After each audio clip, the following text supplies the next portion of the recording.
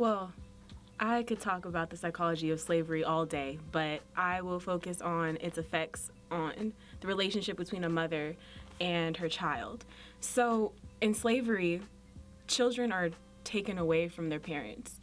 And when you have your child taken away from you, not by God or not by natural causes, but by another human being, then that's really painful. And as a result of this happening so much, mothers started to just have this disconnect to their children. They would give birth, but there would be a lack of love for fear that that love was going to be taken away. And I think that by slavery basically separating mothers from children, it was a lack of love.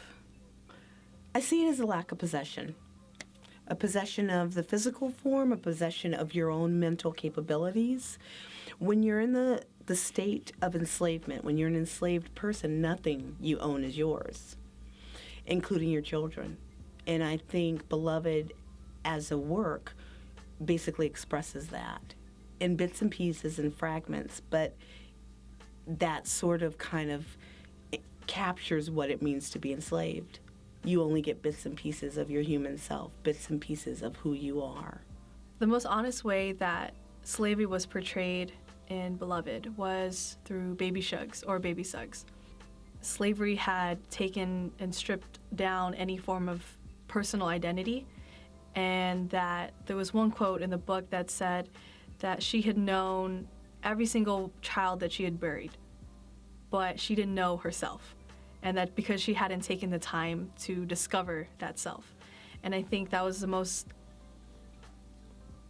one of the more heartbreaking aspects of the portrayal of slavery in Beloved, just because that people hadn't realized that they weren't their own selves, and that it had to take them years, if not their whole life, to realize that they did not own any, not even their name.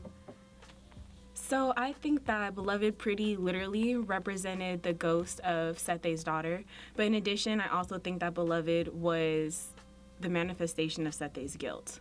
I've read a lot of commentary that likened Beloved to the Middle Passage in the way that she was neither there or here. She was neither dead or alive in the way that she was a ghost. And she was kind of in between those two worlds. And she also, for me, she represented promise, but a very broken and ruthlessly destroyed promise, in that she tried to come back and reclaim herself in a world that did not want her. Now, Beloved represents shame and the act of secret, and not facing what could be the darkest point in your life. I mean, the worst thing you can commit as a woman, and certainly as a mother, is to kill your child, to take away a life that you took time to bring into the world. And I think Beloved was a physical manifestation of that shame, and a shame that was felt on everybody who came into Sethe's world. It lived with her, it was always there, but it had to physically come into her life to either take her with it, and as a result, free other people in the midst. And in that case, it was Denver. So in a weird way, Beloved is almost a messiah for Denver.